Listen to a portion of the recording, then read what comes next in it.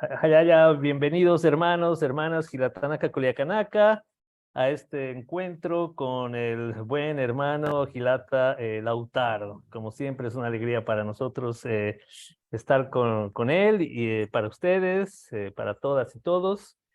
Aquí vamos a pedir permiso para iniciar nuestra reunión con la Inalmama, ¿no? Con la Coca. Entonces vamos a pedir permiso para que esta reunión sea buena para todos, para todas, para que se pueda ir hacia donde estamos sintiendo, pensando ir, para que este Lautaro esté muy bien, para que todos los que participen también podamos seguir por este eh, camino, ¿no? Por el sendero, por lo que estamos tejiendo. Entonces, en este tiempo también del Wilcacuti, aquí al hermano Lautaro le damos la bienvenida.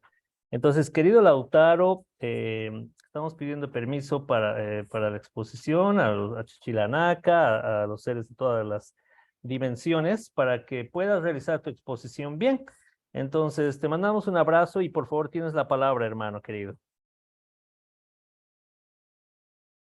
Muy buenas noches a todas las personas que nos están viendo desde Bolivia hacia el mundo. Pues quiero enviarles un cordial saludo. Eh, Vamos a hablar de un tema tan interesante como es el Wilcacuti, un camino hacia el 10º Pachacuti, que es como hemos denominado la exposición del día de hoy. Es importante que se pueda considerar que si bien estamos hablando del 5531 en medios de comunicación que vamos a llegar a tener justamente esa datación, más bien habría que tomar en cuenta otras dataciones que son más referidas a la historia y a una cronología mucho más precisa, como iré desarrollando en esta presentación. Hay muchos temas que se debe manifestar y realmente año tras año que voy transmitiendo este tema, voy investigando información que realmente es muy interesante y me alegra que pueda compartir con todos ustedes. Bueno, en primera instancia, quisiera ver este tema desde el punto de vista histórico. Desde el punto de vista de las crónicas, que son los documentos que han quedado hasta el día de hoy, eh, ha quedado solamente dos referencias relativas al Año Nuevo, que inicialmente se llamaba Año Nuevo Aymara. Recordemos que hay una normativa, el 2005, que justamente promueve que haya el Año Nuevo justamente en esta fecha, pero le denomina Año Nuevo Aymara, ¿no? Sin especificar que se trate de un ámbito andino o de un ámbito mucho más grande. Eh, pero dentro de la parte histórica, solamente el cronista Cristóbal de Molina es quien ha podido claramente identificar la fecha con mayor exactitud, justamente para el 21 de junio, pero con algunas, digamos, con algunos detalles que no se suelen mencionar. Justamente en este libro, en esta crónica que se titula Relación de las fábulas y ritos de los incas, eh, se menciona que la luna nueva, antes del solsticio, antes del 21 de junio, era la que indicaba la víspera a esta festividad de Año Nuevo y que evidentemente se hacían muchos ritos con mucho fuego. La idea era de alimentarle al Tata Inti, al Wilca, del fuego que estaba mermando tras que iban pasando los días y justamente vamos a llegar al día 21 en el que ya no, bueno, va a ser el día más corto de todo el año. Entonces, lo que se pensaba desde nuestras cosmovisiones es que se realizaban las mesas rituales para insuflarle de esa energía del fuego a nuestro sol, a este astro rey, que, bueno, desde ese punto de vista de nuestra cosmovisión, estaba renaciendo justamente desde el 21, pero que con esa fuerza iba a irradiarnos otra vez eh, esa energía con más fuerza de la que nosotros le habíamos entregado, porque ese es el AINI, esa es la ley que tenemos nosotros como personas del ANDE, el AINE o la reciprocidad. En este contexto, el AINI tiene relación también con, bueno, ciertas cuestiones que sería muy importante mencionarles. Em, Se menciona en la crónica que se solía hacer uso de huilanchas de llamas de color blanco. Y bueno, explorando en otros libros de extirpación de idolatrías, hay un documento muy curioso del año 1603 que refiere justamente el rito de la Macarpaña. Este rito implicaba la huilancha de la llama blanca, pero hay algunos detalles que hoy en día se han olvidado. Por ejemplo, las personas solían ir descalzas a estos rituales porque se consideraba que era del mayor respeto hacerlo de esa manera. Por otro lado, se solía tener ciertos ayunos, bueno, de repente por 5 días o 3 días, eh, eh, y se trataba de tener ciertas restricciones, justamente porque como se quiere alimentar a la energía del sol, a la energía del fuego, se trataba de evitar el consumo de bebidas alcohólicas como la chicha, ya que eso de repente apagaba esa energía del fuego que queríamos alimentar. Es de esta forma que explicaban nuestros ancestros del mundo andino el tipo de rituales y los requisitos que tenían que realizarse para hacer una ofrenda a este astro rey. Estamos en una situación en la que también vamos a ver que hay muchos cambios, porque si bien hoy en día hacemos nuestra huachta, nuestra mesa, hay muchos materiales que han ido cambiando a través del tiempo.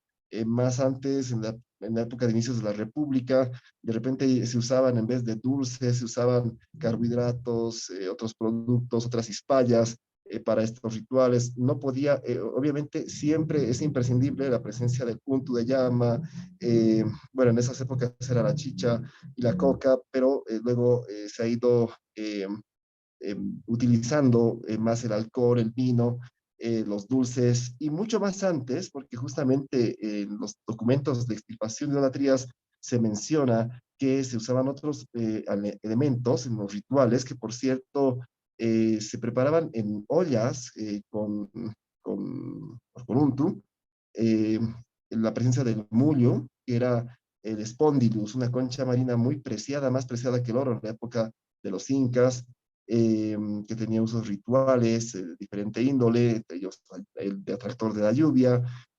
Habían otros elementos como la yaxa, una piedra de color verde, eh, la paria, eh, y en fin, la parpa. Bueno, de repente son elementos que ya no se suelen usar en las mesas de hoy en día, pero que yo les doy a conocer porque, bueno, sé que ustedes son personas que les gusta investigar mucho estos temas de los rituales en cuanto al solsticio. Y yendo un poco más a la parte antropológica, porque nos hemos retrocedido mucho a la parte histórica, sería importante mencionar una comparación antes de entrar a este tema. El año 5531, por si acaso, es un dato especulativo basado en Germán Choquehuanca, el Inca Huáscar Choquehuanca, quien mencionó que si restáramos, en este caso 2023, menos la llegada de Cristóbal Colón, 1492, nos daría 531 años, pero a eso él le suma 5 soles, es decir, cada sol lo hace equivaler a 1000 años y por lo tanto le suma 5000 a 531. Entonces, es un dato algo especulativo porque registros como el de Huamán Poma de Ayala, registros como el de Montesinos y otros cronistas, incluso Pachacuti Salcamayhua, va a mencionar una antigüedad mayor a esta datación. Eh, bueno, ustedes pueden apreciar en el libro Soy un Pacha que incluso estaríamos festejando según la datación de Huamán Poma de Ayala, de 7024, estaríamos yendo más o menos a 7024. Obviamente hay 2 años de discusión porque no se sabe con precisión la fecha de publicación de la nueva crónica de buen gobierno y hay 2 años de diferencia, que es un debate para los historiadores que no se ponen de acuerdo, ¿no? Pero son simplemente una diferencia de más o menos 2 años. En todo caso, es importante que sepan ustedes que nuestros abuelos han sido personas que tenían una matemática exacta, unos registros históricos precisos con los quipus, un sistema de escritura que era totalmente técnico en el sentido de que al tacto se podía leer, incluso hay registros que indican que se cantaban las hazañas de los incas, solamente poniendo al tacto los nudos de los quipus. Habían quipu camayox en cada ayllu, en cada marca, que te daba al Inca la idea de un censo permanente, un censo continuo, y bueno, había una precisión de datos impresionante para esa época. Entonces, en nuestra, Guamán Poma de Ayala menciona cuatro épocas claramente definidas por periodos de tiempo especificados de manera precisa y por lo tanto se tiene esa datación de tiempo que les he dicho, ¿no? Estaríamos hablando por el 2024, en este año que se viene, este año nuevo, y vamos a ver que hay otras cuestiones también que es importante mencionar sobre la parte histórica antes de entrar a la parte antropológica, y es el dato sobre el mundo aymara. La mayoría de las crónicas se han rescatado en el mundo, del mundo quechua y del mundo del Perú. Sin embargo, eh, hay algunos datos que nos dan una idea sobre el mundo aymara, mismas que pueden reflejarse en Pachacuti y Amquisacamaigua, quien ha mencionado que cuando los incas, sobre todo al mando de el Inca Pachacuti y el Inca Yupanqui, que vendría a ser su hijo, conquistaron el área del Collasuyo, y él resalta que en el Collasuyo eh, se tenía una predilección por el sol. Y ahí es ese momento que me quiero pasar a la parte antropológica, porque el año 2005 se pudo justamente sacar una ley, la 3028, que mencionaba que declaraba el 21 de junio el Año Nuevo Aymara. Y es justamente porque varias personas, entre curiosos, antropólogos, y bueno, personas que se animaban a ir a lugares un poco más alejados, eh, identificaban que en la zona aymara se festejaba evidentemente el Año Nuevo en esta fecha del 21 de junio, pero lo hacían con algunas diferencias con respecto a lo que se ha hecho hoy en día en el medio urbano. Les comento una experiencia del pueblo de Ambaná de hace unos 20 años atrás, en el que, bueno, Ambaná parece que eso es una población que está a 2 horas de Sorata, es un poco alejado, no tan sencillo de llegar. En esta población se celebraba este año nuevo con una víspera un día antes. Había una fogata para varones, otra fogata para mujeres. Las fogatas estaban por si acaso rodeadas por piedras que estaban dispuestas en forma de círculo alrededor de cada fogata, y se trasnochaba, se velaba toda la noche. En ese contexto, habían lo que se llama los euhawis. Los euhawis son como lo traduce Bertonio en 1612 en su diccionario, son los sermones comunitarios del pueblo aymara, en el que las personas mayores empiezan a dar una recomendación generalmente de tipo moral, pero también de tipo ritual, porque la moralidad no solamente es entre seres humanos en nuestra concepción, sino también es hacia el cosmos, hacia la naturaleza. Y mencionando estas palabras, estos eujas, recomendaciones o siusawis o dichos, es que de manera silenciosa, de repente un anciano mencionaba alguna frase y el resto de las personas asentían y prácticamente mantenían silencio. Era una combinación extraña entre una frase milenaria y un silencio sepulcral, el que se vivía en esa noche. Pasando la noche y antes de que salga el sol, se reunían todos en torno a una fogata, hombres y mujeres me refiero, que inicialmente estaban separados, unidos, reciben el sol.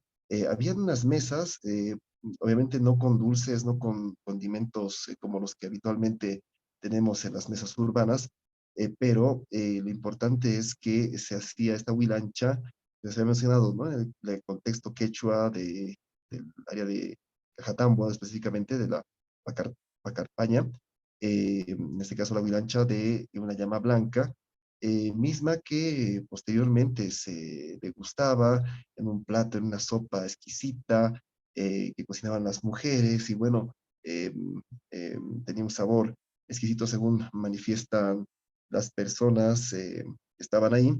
Y bueno, es curioso que en la mayoría de los rituales, incluso rituales que he presenciado, eh, la comida los platos de una llamita que ha servido para este fin, pues tiene un sabor exquisito. Era pues parte del ritual y recién pasado el mediodía, recién la gente empezaba a beber chicha, beber alguna bebida alcohólica, porque bueno, ya se había recibido al sol y por lo tanto ya era el inicio de un nuevo sol que iba a bendecir con toda esa fuerza que le habíamos dado el resto del año. Hay estos datos que sería importante seguir recogiendo y no solamente los antropólogos o los curiosos del medio urbano son quienes pueden y quienes realizan estas investigaciones, también lo hacen amautas, como el amauta Carlos Namani, quien ha escrito, tengo entendido que más de 3 libros.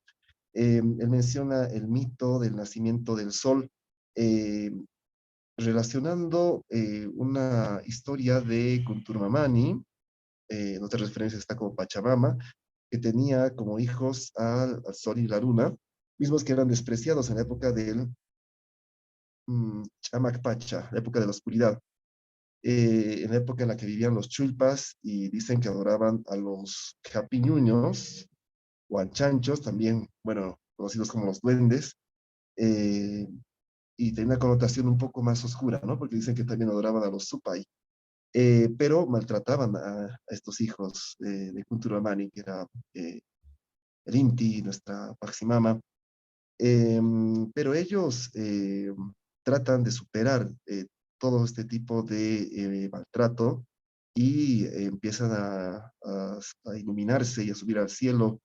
Y bueno, cuando aparecen los chulpas, quienes habían maltratado a estos seres, eh, tratan de esconderse de la luz del sol y la luna, porque decían que su luz iba a terminar de quemarlos.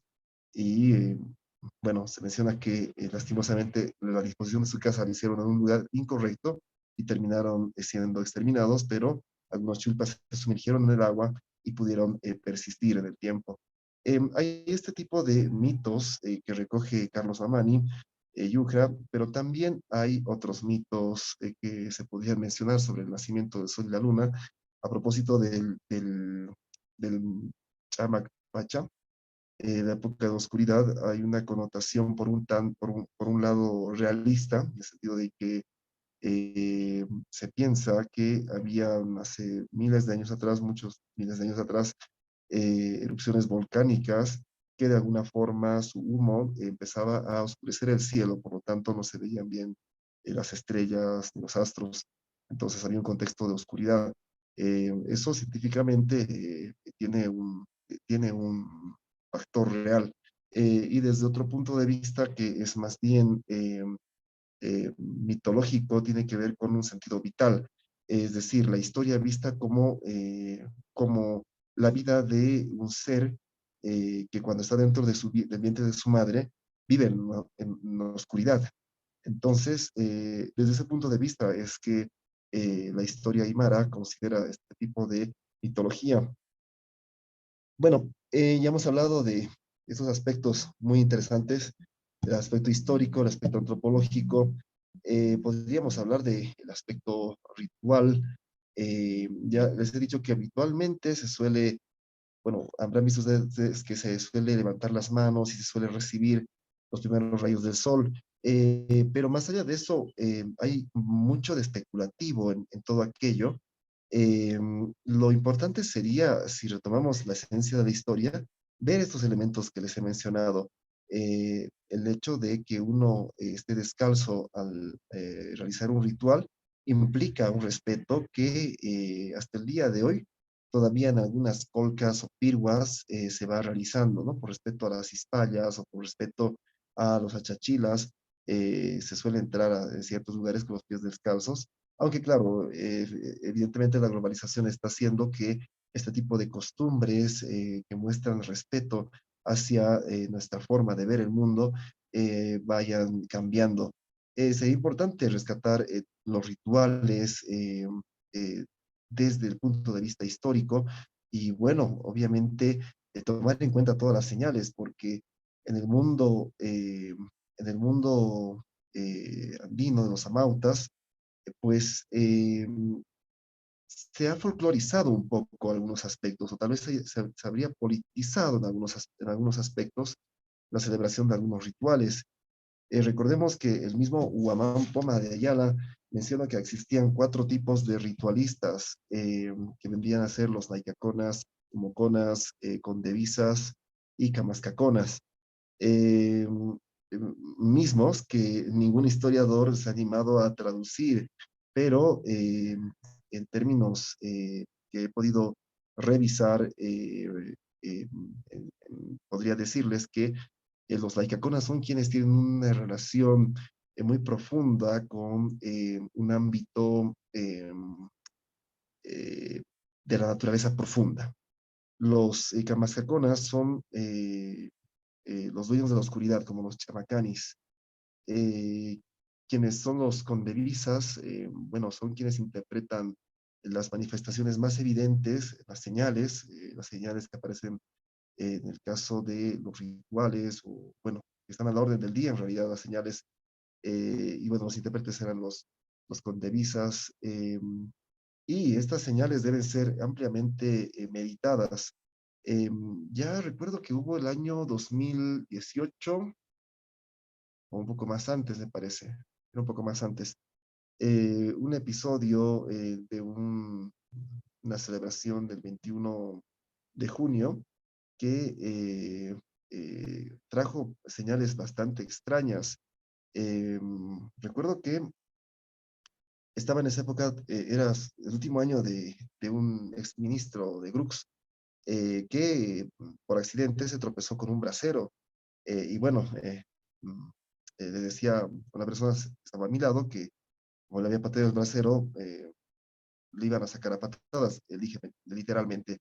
Lo que ocurrió en más o menos un mes, eh, debió tener algún problema y fue retirado del cargo. Mencionaron que justamente en esa celebración había aves negras, eh, comida un poco en mal estado y cosas por el estilo. Y bueno, también no es casual.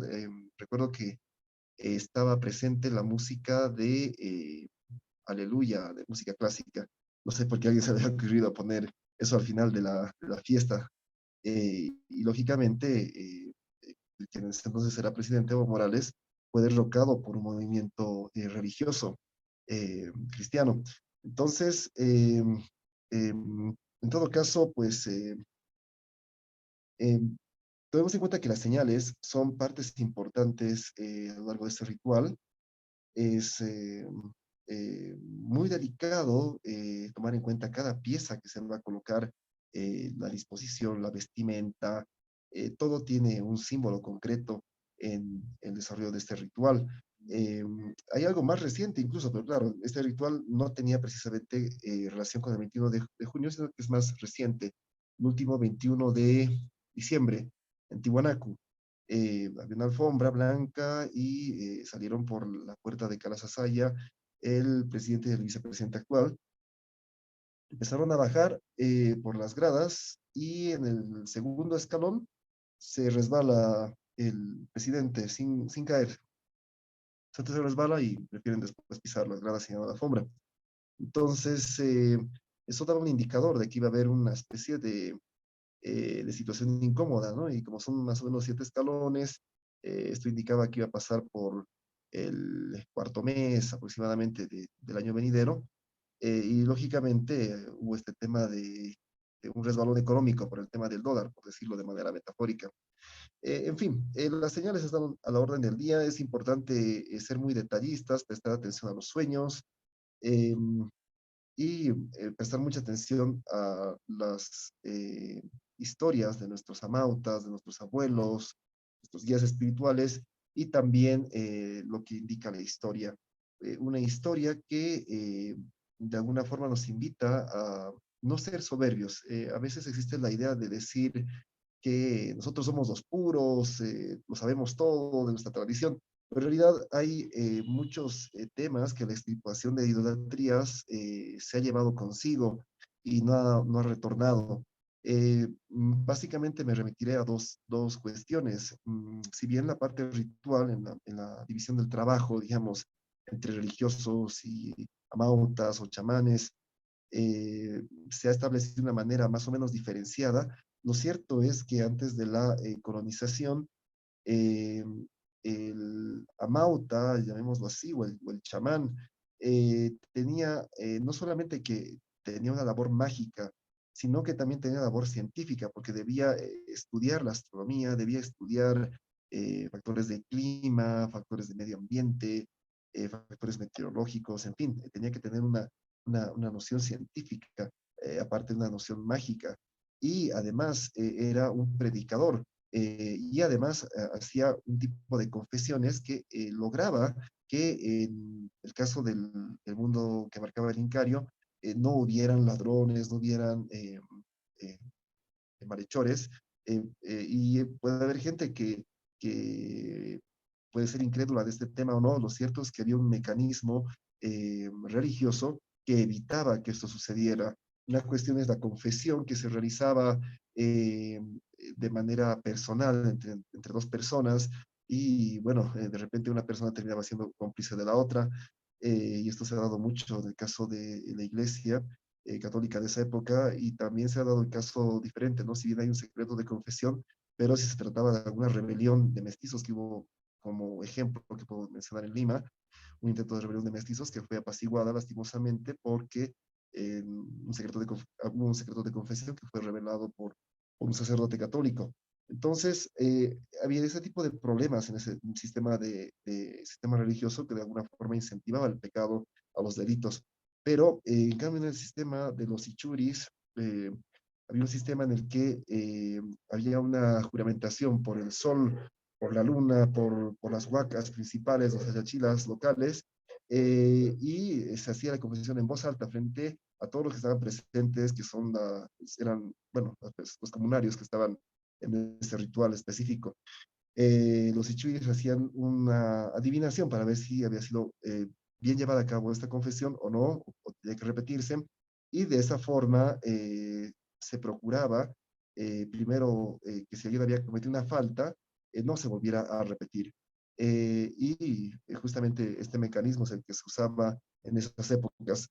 Son dos cuestiones que se han suprimido: el tema eh, de predicar las enseñanzas de la naturaleza. Hoy en día hay algunos hermanos amautas que sí lo hacen, pero son muy contados.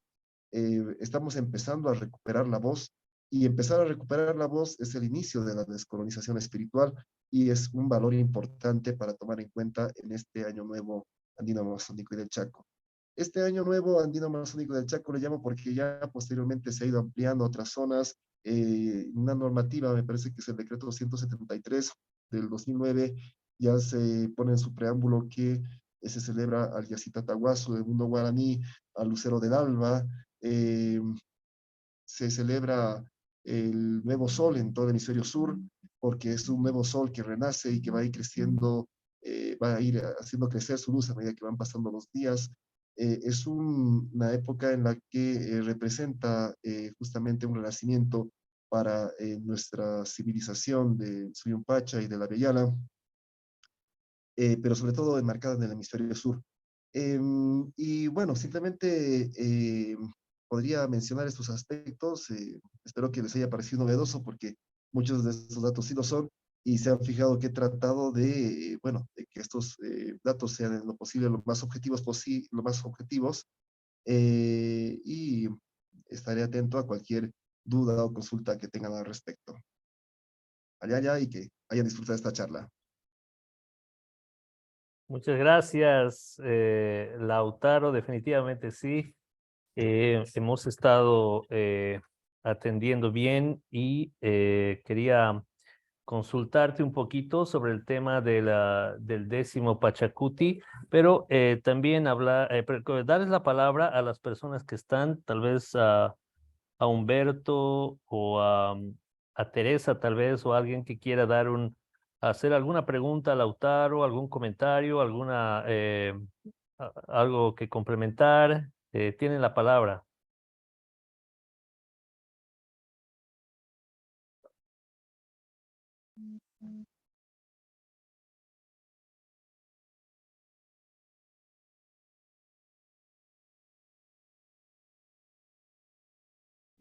Bueno, entonces, ese era el tema, Lautaro. No sé si podrías tal vez hacer esta diferenciación entre cuál era el noveno y a qué se refiere este 10º Pachacuti, hermano. Gracias. Ya, es importante mencionar que la primera persona que habla de los diferentes Pachacutis es Fernando de Montesinos, un cronista que, por cierto, hace una crónica muy interesante. Eh, Él habla de más de 100 incas que habían gobernado a lo largo de toda la historia del Tahuantinsuyo. En esta época, pues obviamente este cronista menciona haber tenido una comunicación directa con sabios, pramautas, por supuesto con pucamayocs, con los que tenían este tema presente, ¿no? Es decir, todos los registros cronológicos de historia en los quipus. En fin, el tema del décimo Pachacuti en realidad es una esperanza, justamente. Una esperanza que tiene que ver con cambios, cambios abruptos, cambios que podría traducirse como crisis igual oportunidad. Eh, el mismo Guamán Poma de Ayala habla de Pachacuti en una especie de metáfora alusiva a un baile con pasos fuertes, porque realmente lo que estamos viviendo hoy en día, ya sea a nivel de crisis política, crisis económica global, eh, crisis ideológica, estamos viviendo un ámbito ya posideológico, eh, estamos hablando de una crisis incluso en el que las religiones ya están llegando a una crisis, ¿no? Se desenmascaran como los problemas que obviamente se están viendo hoy en día y que han estado movidos, por lo menos en Bolivia, eh, últimamente. Entonces, hay una crisis ya de espiritualidades, de ideologías, de la parte económica, de la parte ambiental. Es decir, ya se está viendo el tema del cambio climático y pronto se va a destapar, de que también es otro tema bastante complejo, porque si bien existe un cambio climático, en realidad no se están dando soluciones para ello, sino se está viendo este problema como un negociado de grandes multinacionales. Eh, y en fin, hay una crisis total que está llevando a una nueva etapa, un nuevo Pachacuti, y obviamente esto no solamente se va a dar a nivel nacional o a nivel del hemisferio sur, sino es un fenómeno global porque en el mundo de hoy todo está interrelacionado. La guerra en Ucrania automáticamente afecta en la inflación mundial, en un impacto global que va a generar justamente estos problemas de recesión económica. Esta es una previa justamente a conflictos porque China quiere potenciarse como quiere potenciarse para llegar a ser la primera potencia mundial, arrebatándole el puesto a Estados Unidos, y eso implica otra confrontación adicional. En fin, hay un contexto internacional que indica que estamos entrando a una nueva etapa a escala global y que esto de alguna forma daría lugar a que el hemisferio sur tuviera otra vez una alternativa entre las visiones que puede dar al mundo y también sea de alguna forma una oportunidad para que podamos reorganizarnos como civilización, para que podamos de repente tener un movimiento que sea más independiente de las decisiones del sistema internacional, eh, que seamos más autónomos, que podamos realmente manejar más cosas, más acceso a la tecnología, más acceso a esa educación que nos ayude a estar a la par en muchos aspectos con lo que el mundo trae consigo. y estar pues alertas, ¿no? Con todos los conocimientos y saberes ancestrales, porque tenemos que proteger justamente este tipo de conocimientos tradicionales para poder darle una alternativa a la visión que que un mundo en crisis está llegando a necesitar. Simplemente mencionar eso, ¿no? Que ya hay una idea que se está plasmando, no solamente lo menciono yo a nivel de un contexto internacional, sino también ya existen otros movimientos relacionados más al indianismo que mencionan de que como llegó en 1532, Francisco Pizarro, ya en el 2032 supuestamente habría un retorno otra vez de la tendencia de, bueno, empoderarnos otra vez de lo que realmente somos como una civilización auténtica.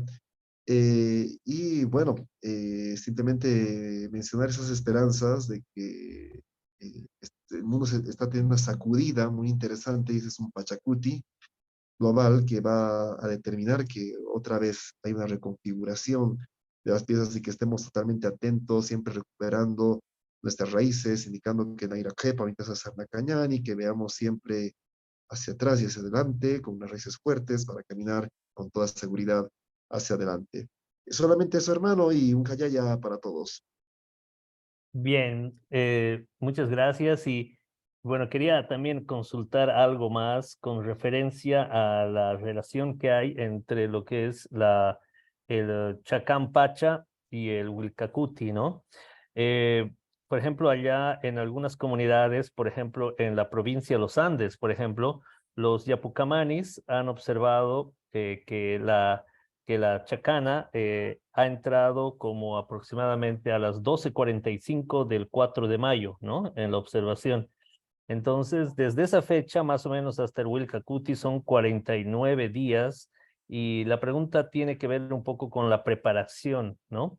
Por ejemplo, estabas tú mencionando que como unos 5 días antes hay que como ayunar tal vez, o también David Choquehuanca estaba proponiendo algunas otras preparaciones, se refería a 40 días. Entonces, más o menos, ¿quién escribe sobre estos temas de la preparación? Y si tiene que ver un poco con el tema de la chacana, justamente, ¿no? O sea, si tiene alguna relación por ahí, hermano. Por ejemplo, o sea, se ha determinado de que la siembra va a ser intermedia este año, ¿no? Entonces, eso con referencia al ciclo agrícola. Entonces, análogamente en lo político, en lo social, tal vez, si hay alguna relación y cómo prepararse también, los tiempos, no sé, por ahí más o menos iba la pregunta, estimado y querido Lautaro. Sí, bueno, ya, y veo que hay como dos preguntas. Una es relacionada a la parte astronómica, relacionada con la Cruz del Sur.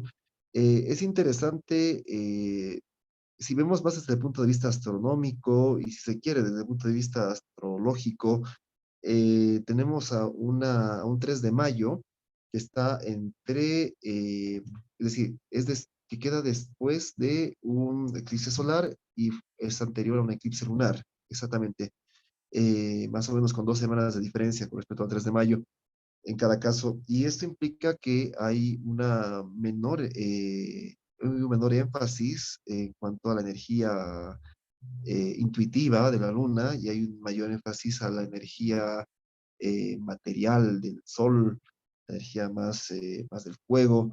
Entonces, da obviamente una invitación a concentrarse más en el campo económico, en el campo de lo racional, en esta nueva etapa. eh, eh, y obviamente, en este caso, lo espiritual estaría siguiendo a lo material por más o menos el periodo de un año. Eh, Evidentemente, lo que trae consigo, había una roja, por si acaso un eclipse de luna roja en este año, implica que si hay conflictos como que se están dando a nivel global, conflictos bélicos, etcétera, pues obviamente nos va a hacer centrarnos más en proteger y resguardar comunidad, nuestras ciudades, nuestro país, desde un punto de vista productivo. Y bueno, en cuanto a la otra parte que menciona sobre la preparación física, está, mejor dicho, la preparación espiritual antes de celebrar el Año Nuevo. Están las referencias de los cronistas, uno puede encontrar esto en prácticamente todos los cronistas, y en realidad no existe una referencia histórica que hable de 40 días de preparación en el contexto andino en cuanto a lo que sean las crónicas. Es más un contexto, yo diría, bíblico, pero sí se mencionan mucho las cifras de 3 y 5 días, sobre todo 5 días, ¿no? 5 días de ayuno, pero el ayuno no implica un ayuno total, implica un ayuno sin ají, sin sal, y habla de abstinencia sexual durante esa temporada de tiempo.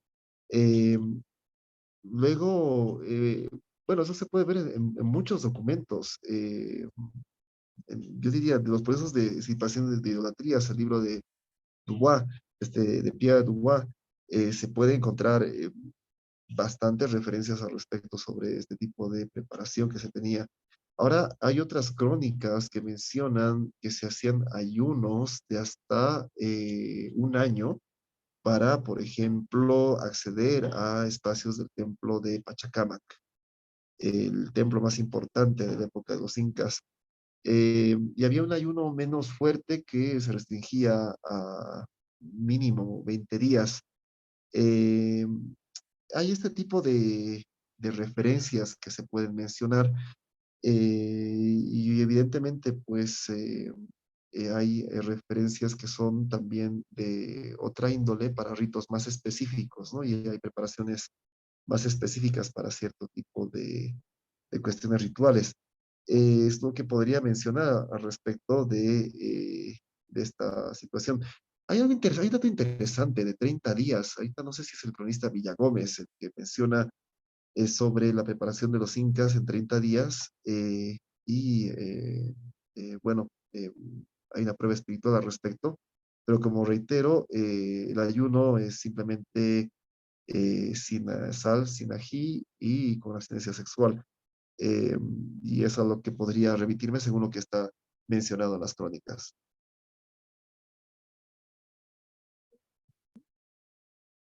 Bien, muchas gracias por esa respuesta. Y también preguntar, tal vez Humberto o Teresa quisieran realizar algún comentario o aporte ya para cerrar este encuentro que tenemos. Hermano, buenas noches, hermano Mori, hermano Lautaro, buenas noches, hermana Teresa, buenas noches, Jalaya. Escuchando atentamente al hermano Lautaro, muy agradecido por las explicaciones y seguir alentando este tipo de iniciativas.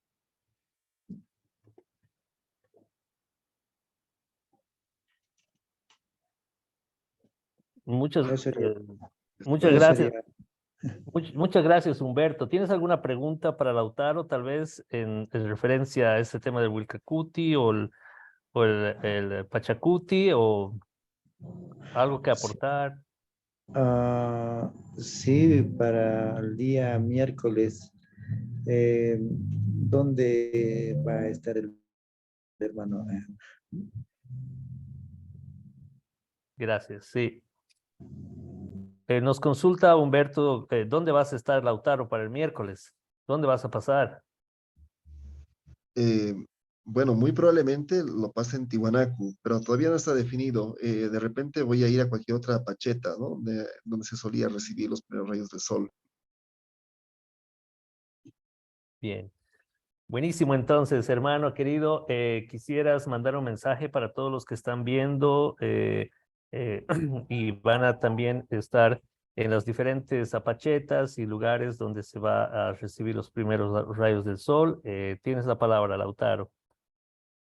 Simplemente desearles un exitoso año para, para esta nueva etapa, que tras este 21 de junio cada vez nos retroalimentemos más de nuestra sabiduría, nos nutramos más de la historia y que podamos tener un horizonte civilizatorio claramente definido en el que podamos tener esa fuerza para ir con todo en esta etapa que se viene, en este 10º Pachacuti.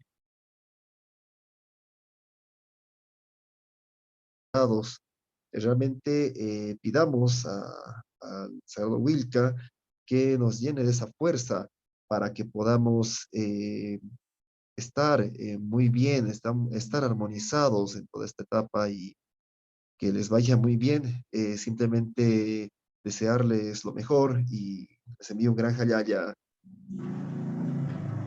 Hermano Lautaro, una consultita. En Año Nuevo, en diciembre se sube gradas, se carga maletas, se carga monedas, billetes, no sé, se come uvas. Este miércoles se hará algo parecido o o nada que ver. Por favor, hermano Lautaro. Ya, hermano, interesante tu última pregunta. En esta etapa, como el cielo se despeja totalmente, se suele pensar que el Alacapacha ha abierto sus puertas. Entonces se puede ver sobre todo la suerte de lo que va a acontecer. Idealmente hacerse ver en coca, hacerse ver en otros métodos va a ser ideal porque el cielo va a estar totalmente claro y poder ver las estrellas también para que uno pueda encontrar qué mensajes le trae a uno el cosmos. Es lo que se puede recomendar en esta época y simplemente estar atentos, ¿no? A todos los mensajes y señales que se van manifestando. Muchas Allá. gracias. Allá, Humberto. Bueno, así entonces, como hemos empezado este encuentro, esta exposición y conversatorio, nos despedimos y, alegres y bien en este camino de preparación para el Wilcacuti. Entonces, así quedamos, hermano Lautaro, Jayaya, y bueno, estamos en contacto, nos vemos la próxima. Nos vemos, hermano, que esté muy bien.